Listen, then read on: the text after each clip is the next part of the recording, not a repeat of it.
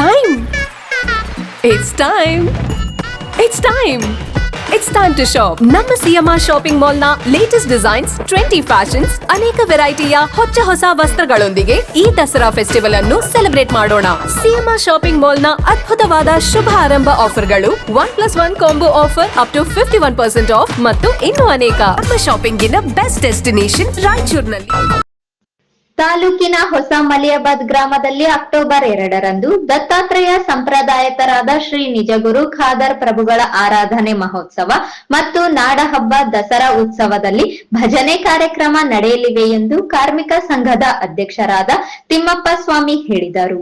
ನಗರದ ಪತ್ರಿಕಾ ಭವನದಲ್ಲಿ ಕರೆದ ಪತ್ರಿಕಾಗೋಷ್ಠಿಯಲ್ಲಿ ಮಾತನಾಡಿದ ಅವರು 55ನೇ ಆರಾಧನಾ ಉರ್ಸ್ ಅಂಗವಾಗಿ ದತ್ತಾತ್ರೇಯ ಸಂಪ್ರದಾಯತರಾದ ಶ್ರೀ ನಿಜಗುರು ಖಾದರ್ ಪ್ರಭುಗಳ ಆರಾಧನೆ ಮಹೋತ್ಸವ ಹೊಸ ಮಲಿಯಾಬಾದ್ ಗ್ರಾಮದಲ್ಲಿ ನಡೆಯುವುದು ಮತ್ತು ನಾಡಹಬ್ಬ ದಸರಾ ಉತ್ಸವದಲ್ಲಿ ಭಜನೆ ಕಾರ್ಯಕ್ರಮ ಹಮ್ಮಿಕೊಳ್ಳಲಾಗಿದೆ ಎಂದು ತಿಳಿಸಿದರು.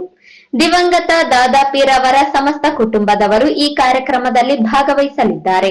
ರಾತ್ರಿ ನಡೆಯುವ ಅಖಂಡ ಭಜನೆ ಕಾರ್ಯಕ್ರಮದಲ್ಲಿ ದಿವಂಗತ ದಾದಾಪೀರ್ ಸಹೋದರರಾದ ಚಾಂದ್ ಪೀರ್ ಮತ್ತು ಹುಸೇನ್ ಪೀರ್ ಹಾಗೂ ದಿವಂಗತ ದಾದಾಪೀರ್ ಅವರ ಸುಪುತ್ರರಾದ ಸಾರಂಗ ಪೀರ್ ಪಾಲ್ಗೊಳ್ಳಲಿದ್ದಾರೆ. ಆದ್ದರಿಂದ ನಗರದ ಮತ್ತು ತಾಲೂಕಿನ ಸುತ್ತಮುತ್ತಲಿನ ಗ್ರಾಮದ ಭಕ್ತಾದಿಗಳು ಭಾಗವಹಿಸಿ ಯಶಸ್ವಿಗೊಳಿಸಬೇಕು ಎಂದು ಕೋರಿದರು.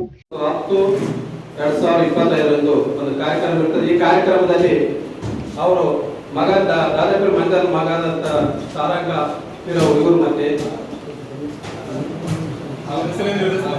ಇವರ ನಿಜಗುರು ಖಾದರಿಂಗ ಪ್ರಭುಗಳ ಆರಾಧನೆ ಮಹೋತ್ಸವ ಇರುತ್ತದೆ.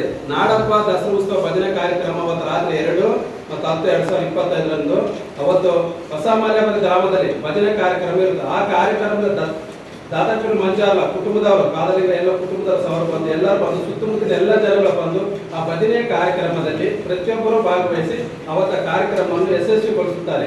ಮತ್ತೆ ಏನಂದ್ರೆ ಒಂದು ಭಾವೈಕ್ಯತೆಗೆ ಹೆಸರಾಗಿರ್ತಕ್ಕಂಥ ಹೊಸ ಮಲಿಯಾಬಾದ್ ಗ್ರಾಮದಲ್ಲಿ ಸುಮಾರು 55 ವರ್ಷಗಳಿಂದ ಈ ಕಾರ್ಯಕ್ರಮ ಕಂಟಿನ್ಯೂ ಆಗ್ತಾ ಬರ್ತಾ ಇದೆ. ಯಾಕಂದ್ರೆ ಇವತ್ತು ನಮ್ಮ ಸಮಾಜದಲ್ಲಿ ಒಡಕುಗಳು ಇರುವ ಅಂತಂತ್ರದಲ್ಲಿ ಇದೊಂದು ದತ್ತಾತ್ರೇಯ ಸಂಪ್ರದಾಯ ಇರ್ತಕ್ಕಂಥ ಖಾದರಿಂಗ ಪ್ರಭುಗಳ ಮಲಿಯಾಬಾದ್ ಗ್ರಾಮದಲ್ಲಿ ಒಂದು ಆರಾಧನಾ ಮಹೋತ್ಸವ ಇರೋದ್ರಿಂದ ಇವತ್ತು ಸುತ್ತಮುತ್ತ ಎಲ್ಲ ಜನರು ಭಾಗವಹಿಸಿ ಭಜನೆ ಕಾರ್ಯಕ್ರಮವನ್ನು ಆರಾಧನೆ ಮತ್ತು ಭಜನೆ ಕಾರ್ಯಕ್ರಮ ಅವತ್ತು ರಾತ್ರಿ ಭಜನೆ ಇರುತ್ತದೆ.